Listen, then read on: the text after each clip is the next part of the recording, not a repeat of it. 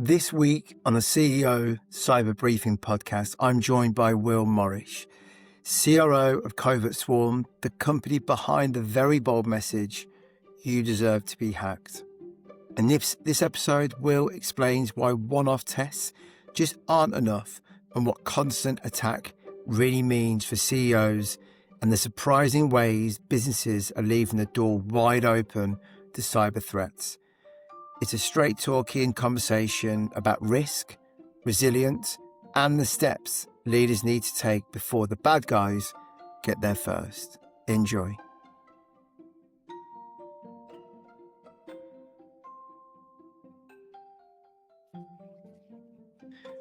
Will, welcome to the pod. Really excited to have you on the show. You've got what you and the guys are doing over at Covert Swarm is super interesting. So really looking forward to unpacking all of that. But before we jump in, can you give us a quick high-level intro to you and what your company does? Yeah, I did. Hi, first of all, thanks for getting me on the podcast. My name's Will Morrish. I'm CRO. I sit on the board of a company called Covert Swarm. For any of you that have been to trade shows recently, or if you've come across our website, we've got the rather bold brand statement of "You deserve to be hacked," and we'll talk through that in a while on why we've got it. My sort of career, I've spent, goodness me, 25-ish years in IT in one way or another. I've spent a long time building great big chunks of infrastructure for the likes of the European Space Agency, UEFA and others as part of projects in previous companies. And I've spent about the last 8-9 years in cyber. A lot of that was spent on the defensive side. Great fun, really good, trying to stop the bad guys. And now for the last 2.5 years, I've been here, actually we're coming up for 3 now, at Covert Swarm on the offensive side. And the shift really of sitting on the outside and trying to hack to get in, it's a really interesting one, and actually what it can do for security. And hopefully as we go through the pod, I'll sort of give some reasons why and what we do, how we do it. But I think the most thing is why the hell should a CEO care? Why should the board care? Why should the CFO care about this? Great to have us on board. Great. Well, you just mentioned then a tagline, which I love, which is "You deserve to be hacked." What does that actually mean? It's a great tagline. When actually the agency came up with, is it? And the reason it's one of those things is it's provocative, which is lovely. Always gets people asking, tell us what you mean. And it means 2 things really. It's the point is you deserve to be hacked by, frankly, us, Covert Swarm. You deserve to be hacked by the good guys. And the reason for that is if you're not actually being tested, if you're not actually trying your defenses as much as you should do, you're going to have weak spots that you simply do not know about. So the tagline of "You deserve to be hacked" really is, you deserve to be hacked by offensive testing, by Covert Swarm, and by the unique way that we do that. And I guess sort of linking into that is, I know there's something else you talk about, which is this kind of constant attack. And for a CEO, so our kind of demographic is CEOs of, whether it be in retail or tech startups. So someone who's not technical, what does that mean in practice, this kind of constant attack? Yes, and constant by its nature is it is continuous. It is a lot more frequent than the typical way that testing has been done. And for many years it's been penetration testing and a little bit of red team, which is a slightly more aggressive piece. But most people, every company, frankly, has to have penetration tests, both for their customers, and they also need them for typically their insurers and for various compliance objectives. The thing about that is typically it's object or singular orientated. We want you to test this one thing and tell me whether this one thing is good enough. And often it's done on a sporadic or sort of annual basis. Our point is twofold. One is the constant piece of this is the idea that an application or a business stays the same from one year to another. It just simply doesn't happen. If you're looking simply just at an application on its own, and certainly if you're a CEO and technology is the heart of your business, or it's the engine room that keeps the business going, that thing, that application is going to be changing throughout the year. You're going to be doing new releases, you're going to be doing new changes to it, building new functions and others. And every time you do that, you're creating new risk. But there's actually a wider point to this, is what people often do is penetration testing, and they say, I want this thing tested, or I want this portion of my IT estate doing. The constant piece has also got a sense of broadness to it as well. It's not just saying, well, we're going to test the applications. It's actually, we're going to test the people. We're going to test the processes. We're going to test the functions. We're going to test the physical locations. So actually, as you've said, a lot of the people on here are from the retail side. So let's pick a company. So if you are a shoe manufacturer, retailer, somebody like Clark's as an example. Clark's has got a website. That undoubtedly is penetration tested and it's probably a great website, right? People probably haven't hacked into Clark's. I don't believe I've read any stories on it. Great, wonderful. What we do is wider than that. What we want to do is go, actually, well, let's look at the entire brand. What is the risk to the entire business? And then let's look at the frequency of change there. So the first thing is when you look at the people risk, something like 70% of breaches start with a person, whether that's somebody being socially manipulated, whether it's insider threat, whether it's them picking up a USB stick and sticking it somewhere they shouldn't do. And you want to find out what is that risk. So one of them is how many new staff have you got on board? What are you doing to train them? What's the process for getting people on board? One of our customers, they're a big network company. They've got an incredible security posture. So one of the things that we did is, well, FedEx us a laptop. Let's take a look at it and just pretend that we're a new John or Jane Smith starting in the company. So we did it. We took the laptop apart and we were trying to find everything. And they've got CrowdStrike, if I remember rightly, all incredibly protected and encrypted. But in it, they'd got a partition, which was like the normal operating system, sort of rebuild one that I'm sure we've all done at home with our kids' laptops and others, where it's going to reset the damn thing. Buried in there was the Kerberos password, which actually is sort of one of the big main domain passwords for the business. And they'd buried it within the image in an unencrypted area. And so that was a process thing of what happens when you ship a new laptop to a person. Other things on the people side is everybody does phishing training. I almost of the camp that I think it's largely pointless these days, certainly as a board metric. Again, picking on Clark's, no, and there's no reason here to think if anything bad or good. I absolutely do not know them at all. It's just a brand name that we know, right? I'd assume they've got thousands of staff that work in their retail units. They've probably got a big logistics engine. They've certainly going to have a big head office and others. Phishing training across all of those, great. You might get it from 6% of the workforce to 2% of the workforce will click on something. Yeah. Fine, less people will do something, but people will always do something that they shouldn't do. And I'll hold my hands up. 2 weeks ago, maybe 3, I clicked on a phishing link myself. I'm the expert in this space and I clicked on a phishing link, right? So I would have been in the percentage of people that clicked on the link. Doing that is fine. The bit that you really want to test is the what if that sits behind that. Okay, so somebody clicks on a link. Did the defenses work? Did the EDR, so effectively, so for those of you on the non-technical side, the kind of sexy, expensive antivirus or antivirus V3 that we pay for that's on all the devices, did that kick in? Did it see that something strange would happen? If the user had done something and put in their credentials, as an example, or if they'd actually clicked on some malware, PDF or something like that, was it stopped? Or if it wasn't detected, what was the next thing? Did they actually detect that an attacker might have moved through those processes? Those are the things you want to test, not just will somebody click on something, because people always will. And especially when you get to the point of doing really targeted attacks.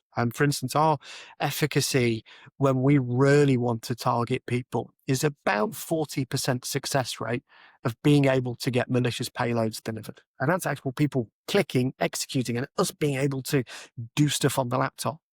And that's where you want to test the secondary and other controls. So that's the people. Physical sites, again, picking on Clark's on here, right? When was the last time somebody went onto a Clark site, went into the shop room, probably a quiet Tuesday afternoon would be an ideal time to do it, quickly scurry around the back, then connect to a switch port or connect to the Wi-Fi. What can you do then?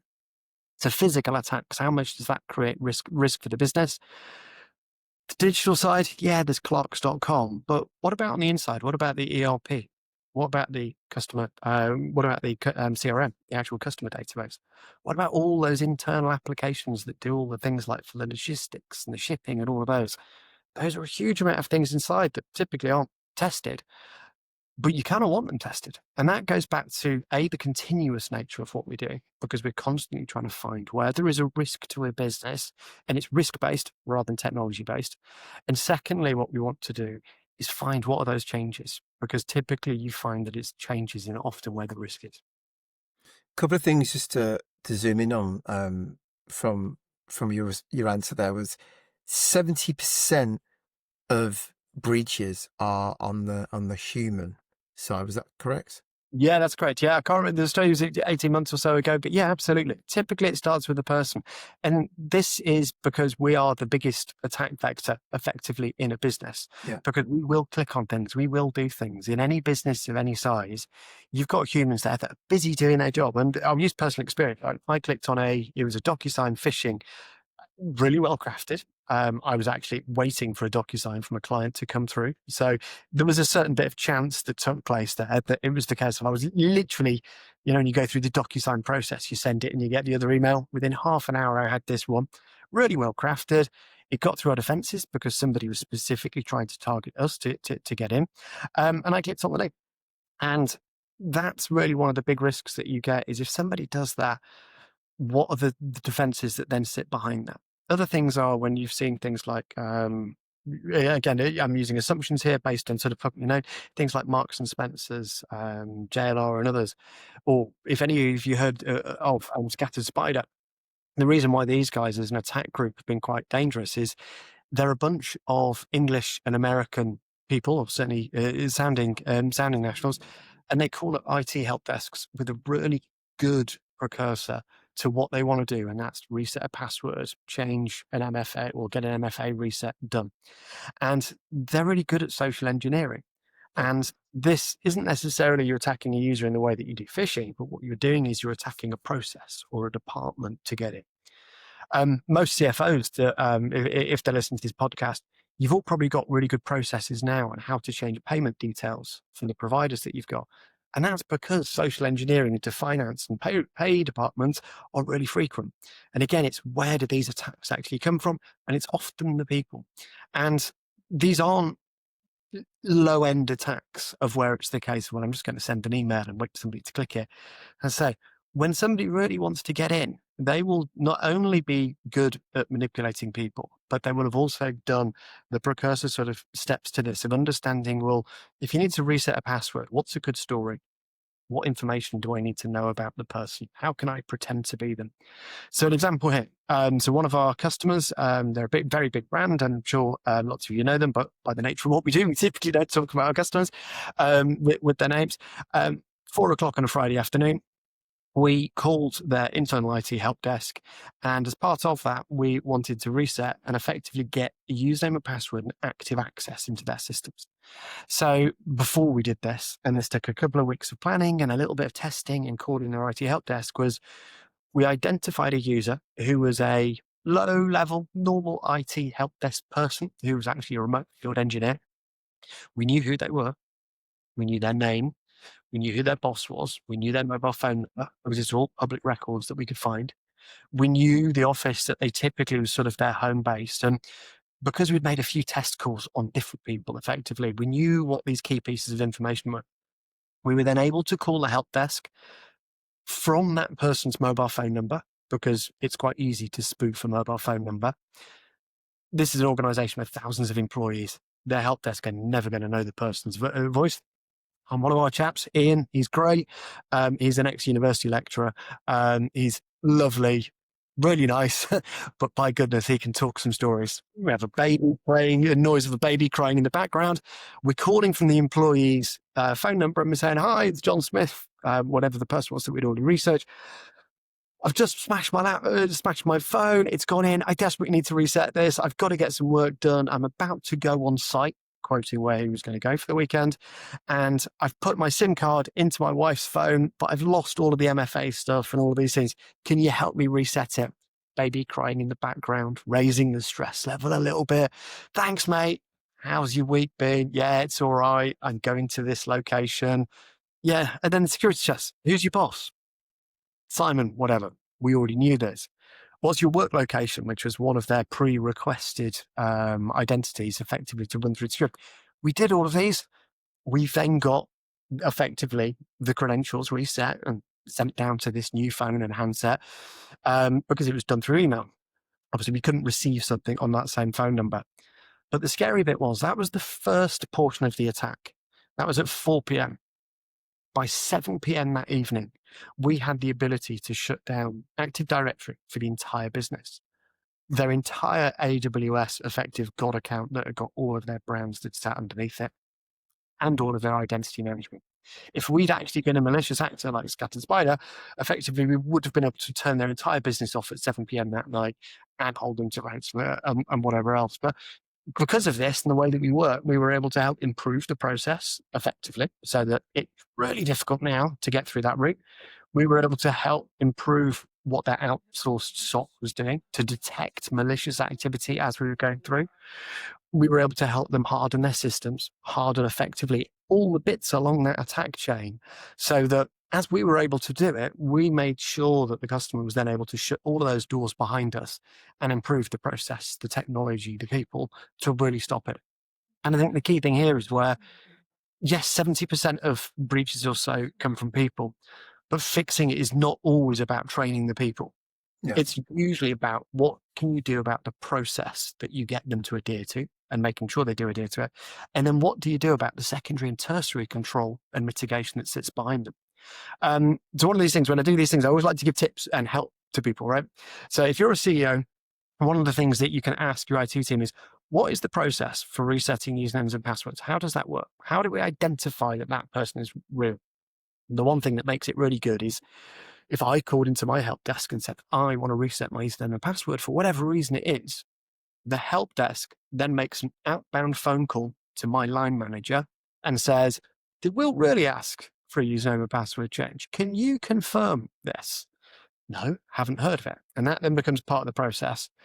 By doing so, you've got an outbound to another third-party person Yeah. that checks that this is a real request. And it incredibly hardens that process down. So if you're a CEO, CFO, or whatever else, ask how that process works. How do you identify really your staff? Because while the attack can often come by the human, it's the process that sits behind it to help mitigate those threats. And some of these fixes can be really simple. Yeah, I was just about to say that they're fairly straightforward, simple things, but it's knowing how to actually, as you say, ask the question and then set up a process Exactly. after that. Exactly. And that's the thing. And again, goes back to that continuous thing, continuous process is these attack vectors, the processes that people go through.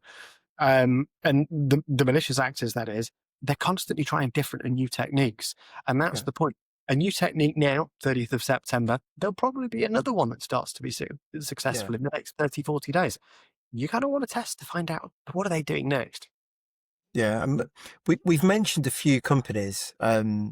Clark was your example, but obviously in the press recently, we've seen the likes of M&S. We've seen GLR recently. There was a nursery. I don't know if you saw last week. There was a nursery that was attacked.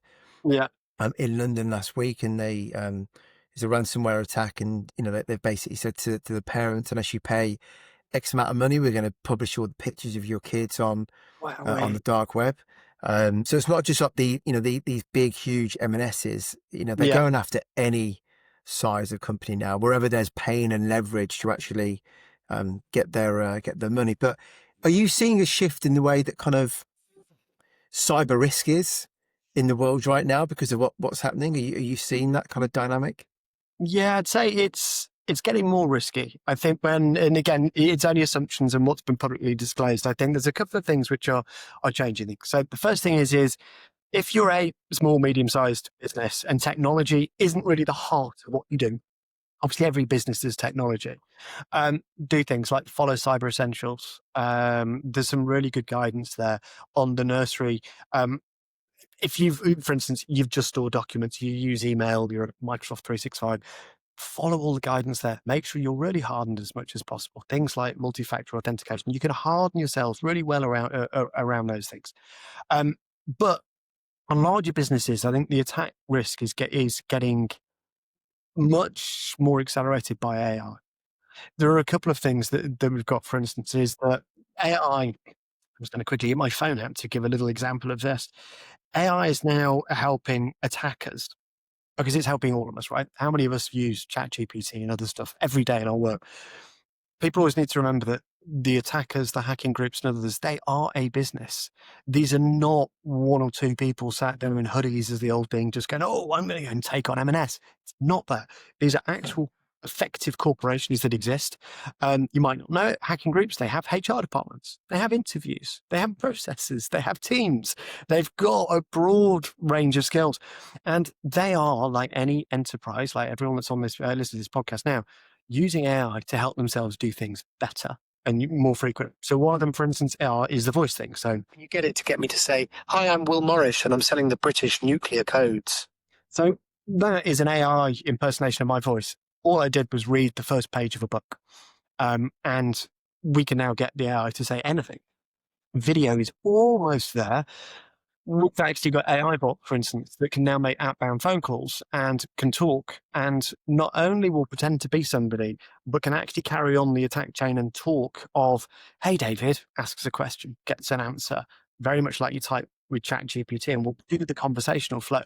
So that's one thing outside of work that really concerns me. I think for any of us that have got older parents, there was the usual thing of, hi, I'm calling from Microsoft support, and it might be somebody in India or somewhere else doing that. That was where there was one person in a call center calling one OAP trying to do an attack.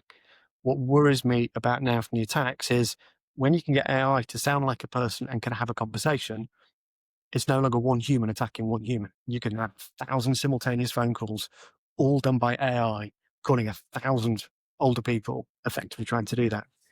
But the more scary bit for the enterprise is effectively, what can AI do to make processes much more quicker? So agentic AI, this is where effectively using an AI agent to do multiple tasks in sequence.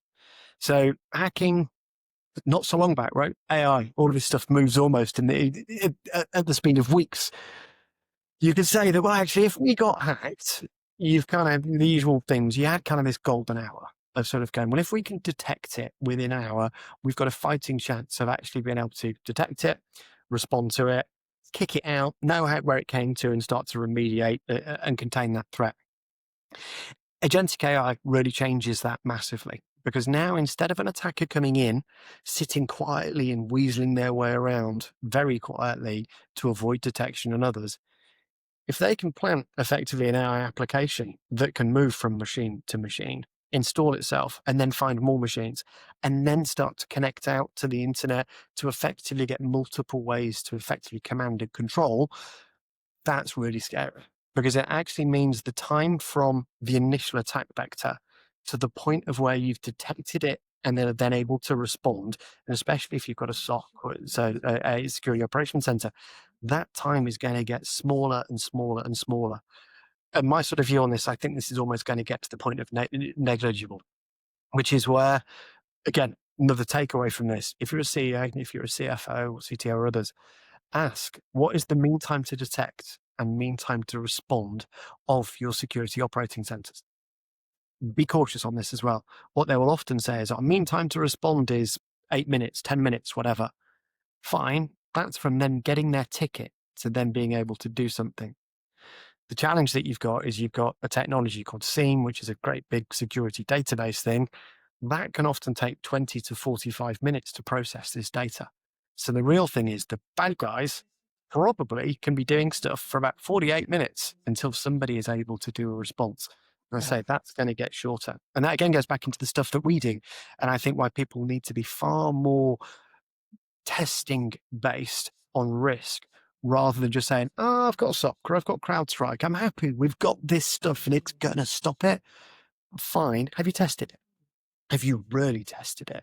If you are, and again, picking on Clarks onto this, Clarks, I would imagine one of their core concerns are actually a couple. One will be their ability to sell stuff in their store. Another one will be their customer database with all of the information that they've got about all of their customers. They really won't want that to get leaked out. Another one will be effectively their operations, their logistics, and others. So you can either do a pen test and say, clocks.com is beautiful, or what you can do is go, all right, let's look at the customer database. What would an attacker want to do? They'd want to steal the information, or would they want to encrypt it? So let's attack at the heart of the business, and let's see, is it possible to extract that database, hold it to ransom, install malicious packages around it. And usually we typically find when you try around the crown jewels really close, you probably can. So what we can then help the customers do is harden it. So even if the bad guys can get all the way to those crown jewels, you know what? It's really difficult for an attacker to carry out their end action. And if so, you've gone and slowed that attack down, which again gives you a far better chance of being able to effectively respond to that. And again, one thing, and again, where you've got things like your ERP, or whether you've got things like operations where you're actually manufacturing things. If your biggest concern, like JLR now, as an example, right? What their biggest concern is the ability to keep putting cars out through their factory. Yeah. Actually, it'd be interesting to know when was the last time they actually tested the heart of those systems and go, if an attacker got to the systems that allowed us to produce cars, would they be able to carry out that attack? Could they connect to the internet? Could they carry out malicious activities without being stopped? And that's the sort of things that you want to be testing. What's on your business risk register that you talk to your board about, your investors and others? And what are you doing to mitigate that? And often the answer is, well, we've bought CrowdStrike, or we've spent money on Microsoft E5 licenses, or we've got a SOC.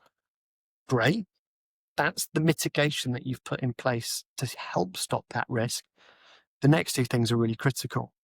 Is that mitigation appropriate? Is it the right thing? Or is it because the vendor told you it was going to be amazing? And the final, most key one to test, and again, if you're a CEO, CFO, sit on a board and otherwise, are those mitigations effective in the actual risk that they are trying to mitigate? And that's the key thing. People often don't test that. Certainly when you look at things like ISO, everybody can be ISO accredited.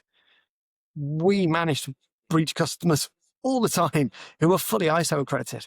And the reason is the actual process working? Is it appropriate? Is it effective?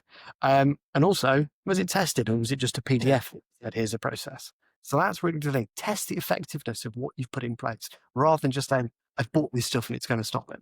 Yeah, you've mentioned pen testing a couple of times. So for those people who don't know, what is pen testing and why is it so important? Yeah, so pen testing, or penetration testing, which is a wonderful euphemism for anybody that is not in it. It's about 60 years old, actually. It was first thought about when the US defense was starting to realize that computers could be the heart of things. And effectively, the original idea of penetration testing was broad types of malicious testing or effective offensive testing against computer systems to see if you could get them to do bad things, weird things, steal data, all the stuff that obviously hackers want to do. But what penetration testing has now sort of morphed into is the insurers say, well, we need to see a penetration test report that proves that you're good. Or your customers likewise say the same thing. I kind of want to have a certificate that shows that you're good. And you're asking for something like that. You're limiting, in a rather myopic way, what is the good thing, be it the website, be it the application or otherwise. But also the output from this is not find my weaknesses and help me fix them. The aim these days often is give me a piece of paper or a PDF that shows that it's good enough. And those two things have really separated. 60 years ago, it was always about find all of the possible conceivable ways that effectively somebody could do something malicious, and then let's constantly try and fix them and make sure we're staying ahead of it. But it's now morphed into give me a PDF and show me that it's good. Yeah. And that's where there's a difference between penetration testing and really trying to do offensive testing. So everything that we do, we absolutely still give those PDFs because we know that people still need them. But really what we want to do is look at that broader attack surface, that broader risk that really is the danger to the company, rather than it just being one particular application or portion of their business. And how frequent? So typically, if a company is, say, outsourcing their pen testing, how frequently should they be doing that? I'd say it's not so much the frequency. I'd say what are the objectives of that test? If, again, picking on Paul Clark's, right? If it's just to make sure Clarks.com is great, fine. You could do that once a year. Or if it's the case of, you know what, if that website's updated every month, every day, every hour, whatever, there's some pretty cool tools now that you can automate a lot of checking to see, are you instilling risk within that application? But I'd actually say not how frequently are we actually pen testing the business? The real question is how frequently are we looking at the risk of our business and making sure that those mitigations and controls are effective in what they're doing? And that's the broader subject in this, is it's not just a penetration test. It is offensive testing of testing the people, testing the process, testing the technology, the physical locations. It's that broad piece that you need to test to get a much better assurance on what is working, which is amazing. A lot of what we do is helping customers go, the thing that I've bought, the process that we follow is great. We'll give them high fives and we'll say that that's wonderful. But then also what we want to find are the cracks in the defense, and then actually go, you know what, here's where your team or the outsourced service provider or the technology can do that bit better at helping protect the company. So what you're saying there is, if a company is truly committed to making sure they're as secure as possible, that needs to be an ongoing, continual basis. That pen testing needs to be not just a once a year tick box. It needs to be something that's happening frequently. Yeah, I would say there is a split there. So going back to your example of the nursery, I'd say if technology is not a core constituent part of your business, so for a nursery, my assumption is they've obviously got email, they might have Teams, they might have a SharePoint thing with various documents on it.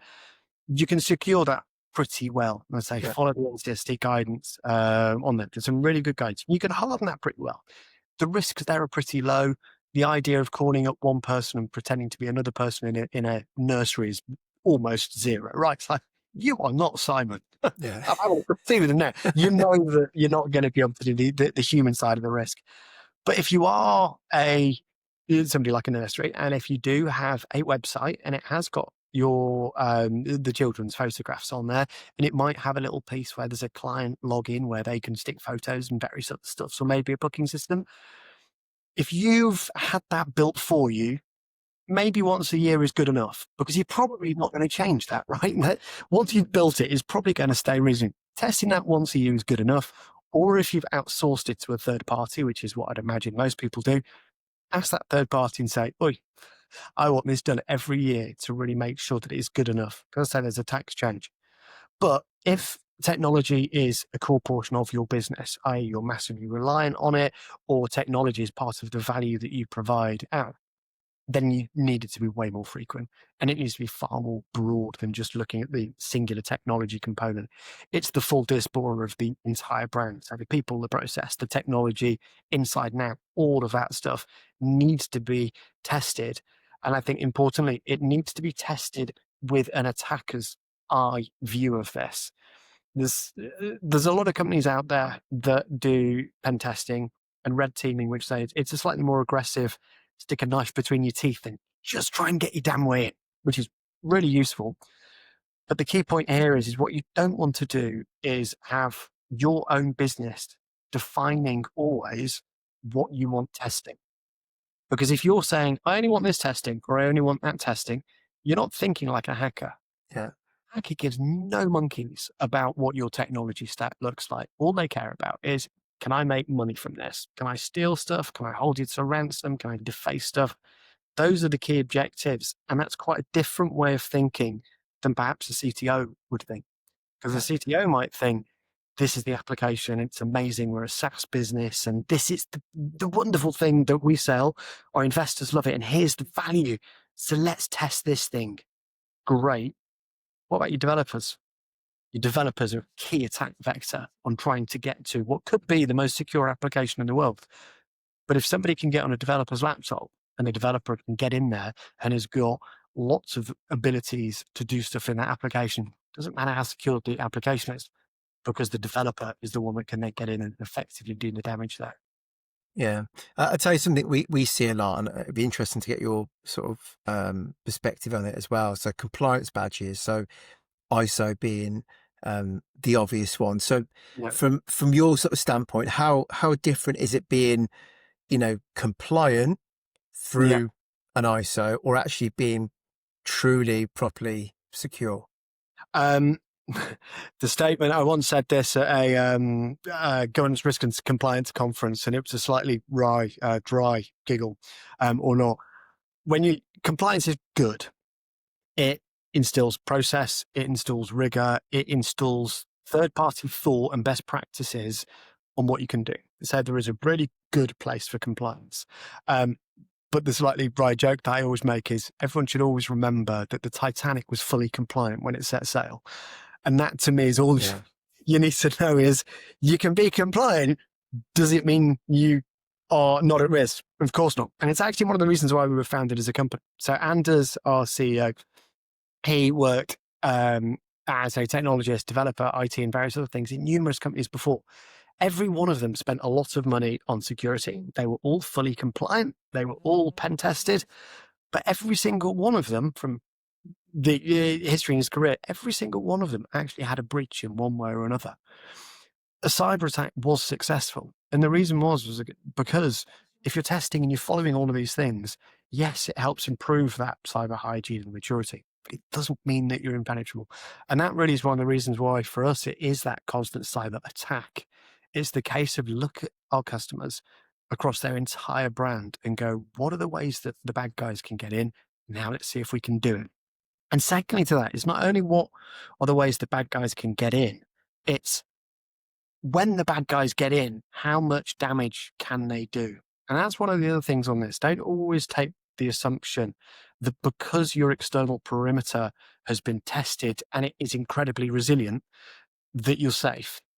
Again, one of the challenges on things is there are always vulnerabilities. There are always changes. Risk in your business is always changing.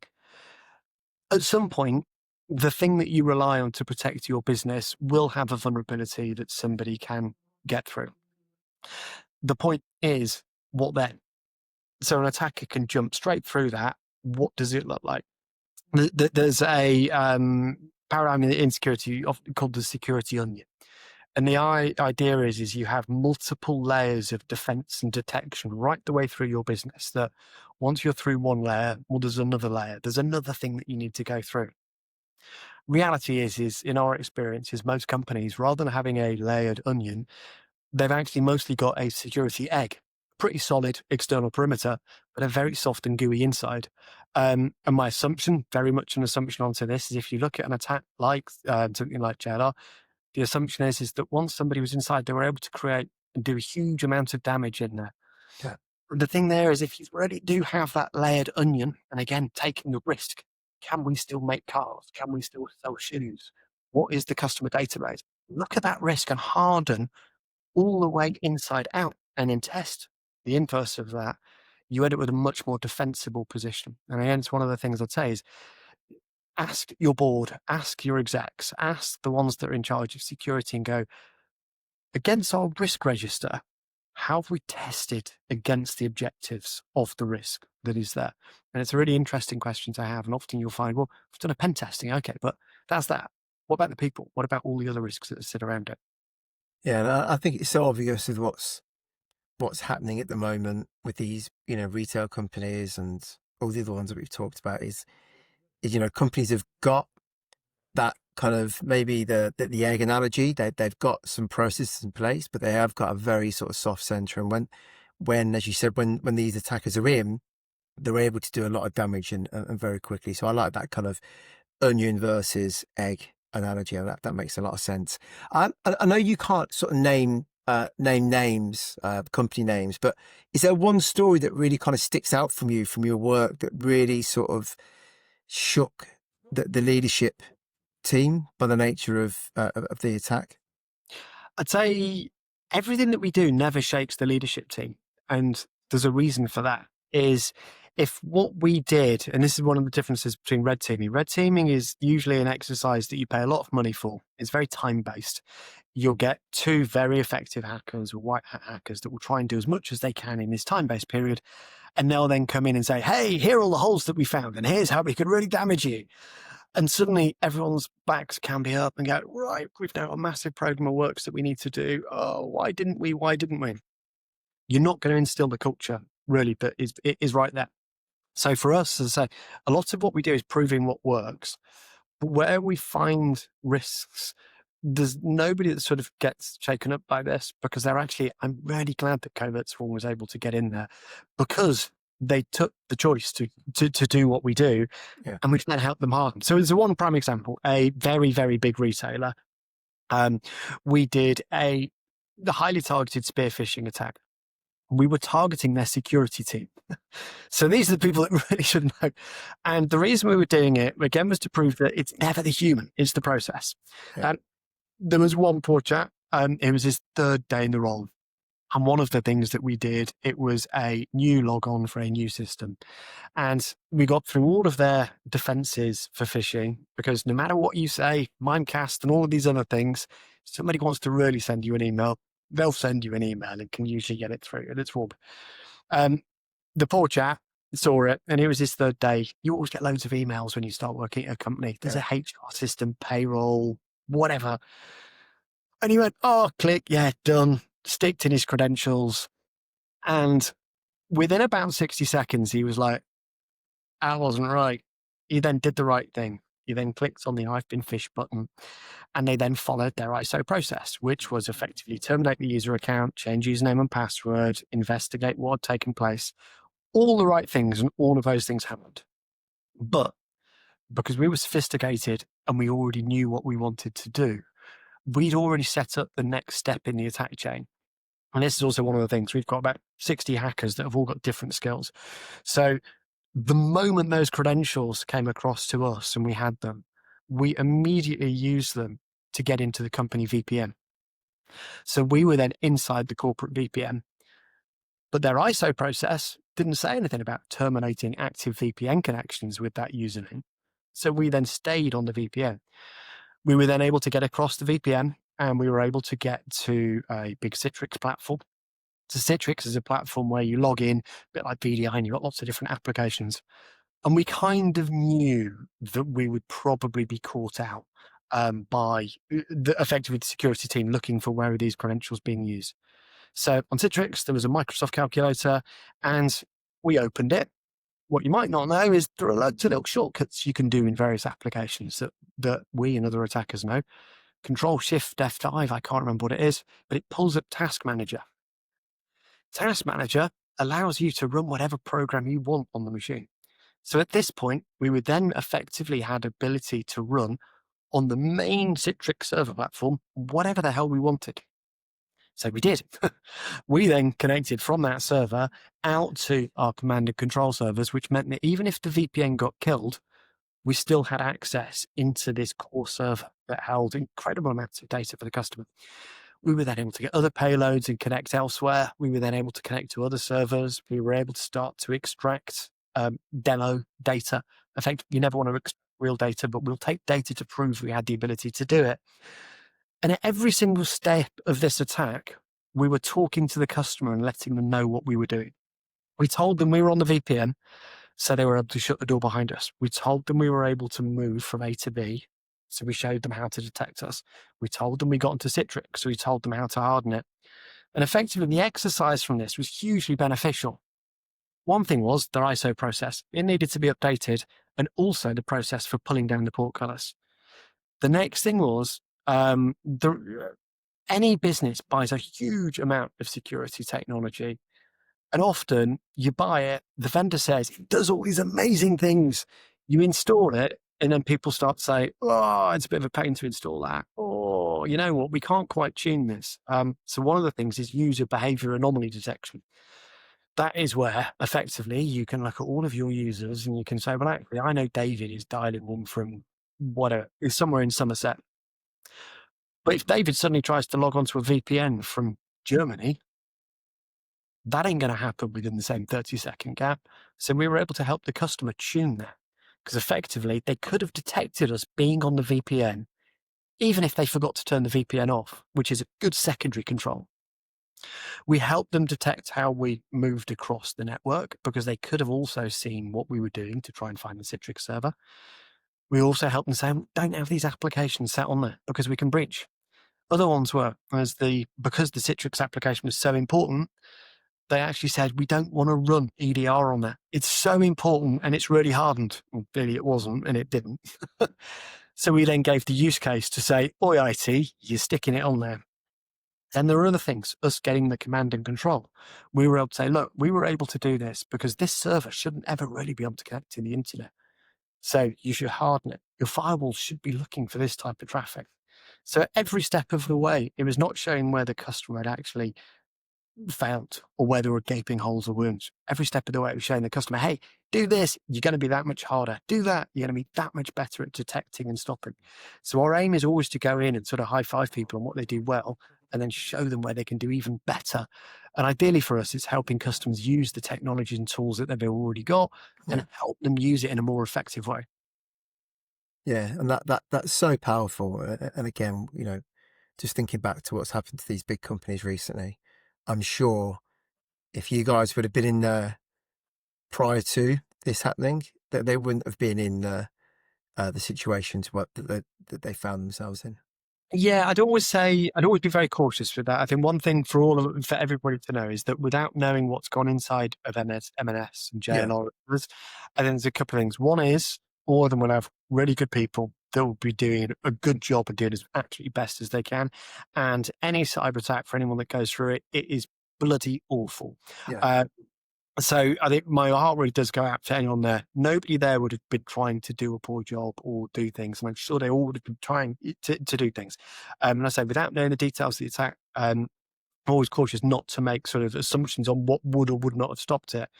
But I think the key thing that you do hear from other companies is we're not kind of ready for this yet. You know what? We think we kind of, we're not there. We think we've still got more cyber stuff to do to get to the point because it might be a bit too easy for you. My concern is if anyone ever says that statement and says, well, actually, we're not quite ready for proper offensive testing because it'll be too easy. I'd really question the conversations at the board table about what yeah, are the investments that you're making around your ability to operate and where are those investments and what's the efficacy and appropriateness of them. Because if anybody in your security team says, yeah, you know what, if somebody got in, they could rip through us pretty quickly, that needs a board level discussion on what needs to change and pretty damn quickly. Because if somebody is able to get in and you've got a team that knows that they can get in, or if they got in, they could rip at speed through your business, that needs to be highlighted as risk register, our ability to do the stuff that we do as a business. Mitigation, we've got Microsoft E5. But if your security team are saying, we kind of need more budget, we need more people, we need to do this, of course, don't just say, have all the budget you can get. But what you want to do is say, all right, quantify the risk that we've got right now. How yeah. bad is it? And work back from that. But what are the investments that you then need to make? And if you don't know what that risk is, a lot of the work that we do, and we've got brilliant success with it, is helping new CTOs and new CISOs in seat work out what is the effective ability of their teams. So again, CEOs, CFOs that may be on this, we love to have a chat because really what we can do is when we start working for companies, and the way that we work is the first thing that we do is we look, what is your ability for an attacker to get in? What is the ability to carry out attacks? How well are your things working inside? And we can give you a very pragmatic and real view of the risk to your business, but then also start to give guidance on, well, actually, if you do this, if you use this tool, you're going to really start to limit those risks. We talked a lot, obviously, about how uh, cybersecurity is evolving and the threats are changing at what seems like sort of light speed. But what kind of advice was once right that's not really kind of fit for purpose now? Is there any examples you can think of? Yeah, I'd say one thing, they change your password every 3 months. If anyone has got any IT team that is requesting that, why the hell? Because I can guarantee every one of the passwords is password and with a one at the end. Not a two at the end, then a three at the end. Some of the things that we do is we will always go out there and find leaked and breached credentials for all of the users, for all of our customers. And if you've got that as a policy, we just know you stick a one and a two at the end of it, and you just cycle through those passwords ever so slowly until you get to the point of then getting the MFA requirement on someone's phone. And then we call somebody up and then we lie to them, we cheat and get them to give us another reason. So there's that. I'd also say pen testing, penetration testing, just on an application, it really isn't that useful if you're only doing penetration testing. I think penetration testing as a thing, absolutely there's use in it, but it needs to be part of a much wider piece. I'd also look at what are your compliance objectives. Is it to get the cert, the certificate, or is it actually to really help bolster what you are doing as a business? For those of you not in finance, like 2001, 9001, really good. There's some new AI policy from the EU that's coming, which is really good. If you're in finance, fintech or otherwise, you may have heard of something called DORA or NIS2. This, I think, is brilliant. And I would actually say if you're not in finance, use it or certainly look at it as a framework. Because again, what it does is it goes back to what's the risk, what's the mitigation, and then there's final two questions. Is that mitigation appropriate and is it effective? So we do a lot of work in finance. We cover all the regulated finance to actually do specific attacks on this. But the key here is those last two things. Is it appropriate and is it effective against the risks, which I think is really useful. Other things that I think are sort of pass their time onto this are when people, as a board or as an exec, you say, well, actually, we're going to stick some metrics around this. And cyber's often a difficult one to put metrics against. One that is often cited is, well, actually, our vulnerability management program. We are going to make sure that all highs and criticals are patched within X hours or X days. All right, great. You've got vulnerability management, and in any organization, you will have hundreds, if not thousands of vulnerabilities throughout your organization. But now, because of that specific metric, and it's a metric that's easy to report on, you are now prioritizing highs and criticals over everything else because they've got a time-based metric on them. The thing there is, if you're not looking at the context of those vulnerabilities or the wider risk, you might completely miss something. So as an example on that, if you're an organization that is a retailer, you're going to have all of your core stuff that's going on. You might have a retail website that's just got a brand name and some PDFs on it. That might have a critical vulnerability on it, but the worst thing an attacker can do is turn the website off. Nothing else, right? Massive priority. But you might have a medium level vulnerability on one of your core servers that's just inside of your VPN that could end the business or certainly cause a massive amount of damage.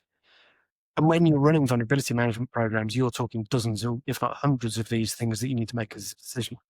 So here, one thing is what is the focus on what you're trying to fix? And as well as the high or medium or other risks that you've that actually CVEs against the vulnerabilities that you've got, take the context into account. Because you could have a critical, but you've actually got lots of mitigating controls around it that make it almost impossible for anyone to hack. Fine, it's not actually a low. Those are really some of the key things that I think of just people are sort of doing not quite enough of, or because you can measure it, people are doing the wrong things. Other things is you can have an amazing vulnerability management program, kills all the vulnerabilities if you could, but then you're not actually looking at the configuration. You can have a perfectly vulnerability managed sort of zero vulnerability server. It can be pen testing, it can be great, but if the configuration of that server is bad, somebody can rip through it in moments. So again, it goes back to risk. What are you trying to mitigate? And it's about getting those right benchmarks. It can be difficult. And so whilst it's not saying you shouldn't have them, you need to think about those risks and tie benchmarks to those. Interesting. Last question, Will, and what we try and do on the pod is the last question. We try and give as much sort of takeaway value as possible for the listeners. Mm-hmm. So if I'm a CEO and I'm listening to the show right now, how would I know if my company could actually survive a real attack tomorrow? Are there any metrics or any things that I need to be, and you've given us some little clues throughout the conversation in terms of questions we should be asking, but what would I need to know in order to give me a bit of peace of mind? Yeah, so I'd say if you're a small size business, like the nursery example earlier, follow Cyber Essentials. Make sure you're doing that. Make sure your suppliers that are providing maybe the website and others, make sure they are actually doing what they say they are doing. Get those reports. Hold them accountable to the service that they're delivering to you. But if technology is core to you as a business and it is the thing that you sell, or it's the thing that allows you to manufacture stuff, deliver stuff, or sell stuff, what you really need to do is think along your risk register. And actually, don't make it something that sits at the end of the board pack that the CFO or runs through and says, yeah, here we go, these are the mitigations. Run through it. have your team go, I want to see against every single one of those risk factors that we've got against the business, what is the mitigation that we've got? How do we know it is appropriate? Who third party has actually told us that this is the right thing, and certainly not the vendor? And third thing is when was the last time we checked the effectiveness of that control? And then the final thing onto that is to the technology teams is how frequently are these things changing? And how do we make sure we keep up with that change? Those are really the key things I would go back. And you know what? If you're a CEO and you sit around a board and you've got an amazing CTO and amazing CISO, and they say, you know what, actually, yeah, we're frequently testing these things. We've done assumed insider attack. We are testing our applications as we develop them. Not only are we doing phishing training, but we are actually testing the devices, the processors, the laptops, everything within our business as if an attacker got in. Brilliant. High five them and say, you know what, you're doing great. Reality is I don't think that's often the case. I think often it's the case of you've got an IT budget anywhere between sort of 4 to 8% of a business. You've then got the security budget, sometimes between 1-3-ish% that sits there. How much of that is working? How much of that money is being spent on making sure that you're getting the value from that? And again, a board knows whether they're getting value from their IT stack. Is that ERP allowing us to make our widgets? Is that CRM allowing marketing to deliver more leads and sales sell more stuff? Find out the metrics on how well is your security architecture, tools, processes really working to secure you as a business. And most people don't know that answer. And that's something the board should know, and certainly the CEO. Yeah, and I think that's first of all, it's a great place to finish it. But I think a lot of this does come down to mindset, like you pointed out. A board will know a lot of metrics on a lot of things, but actually, cybersecurity historically has probably not been one of those key things. So I think the big mindset shift, certainly that we recommend clients, whether it be having a CISO sat on the board or engaging companies like yours or ours, is just to make sure that they have the right level of education, they've got the right companies on board to kind of assist them. But it's that kind of cultural shift of treating cybersecurity as a real serious matter, along with all the other things that they consider. Yeah, and I think part of it is almost trying to shift that culture from saying it's cybersecurity is the thing that needs to be treated seriously. Yeah. I think go back to that risk register, make it more broad than that, and actually saying, look, as a business, these are the key things that make us a business and allow us to operate and keep us making money and keep our staff employed and our customers happy. Go through those, find out what are the risks that you've got above that. And it is a wider thing. Operationally, are we all right? People, are we okay? Security, cyber, and otherwise, are we okay? Run through all of those things, and actually you get quite a different view of what you need to do and effectively how you can constantly improve. Yeah. Well, like I say, let's finish on that. Really appreciated all your advice and knowledge today. I'm sure people listening will come away with some great tips. Where can people find you, Will? And we'll put all your links on the in the show notes and stuff. Absolutely, yeah. So come along to Covert Swarm, COVERT SWARM.com. Go along, take a little look at what we do, hit the contact us. We are always happy to speak to any company of any size just to give them some thoughts and ideas on what they're doing. And again, if you're a CEO or CTO, don't think it needs to be your tech or security team that needs to give us a call. Jump on. We'd love to have a bit of a chat to see how you're approaching things. Hopefully give you some ideas. And you know what? We can, if you're the right size, if you've got the right level of risk, we'd absolutely love to work with you and see how we can help make you even safer. Brilliant. Like I say, I'll put all your website links and social media handles in the comment section. But once again, thank you, Will. Really appreciate that. Love what you guys are doing. So keep up the great work. Brilliant. And likewise, cheers, David. Really great being on the love the chat. Thanks so much. Have a great day. Cheers. Bye-bye.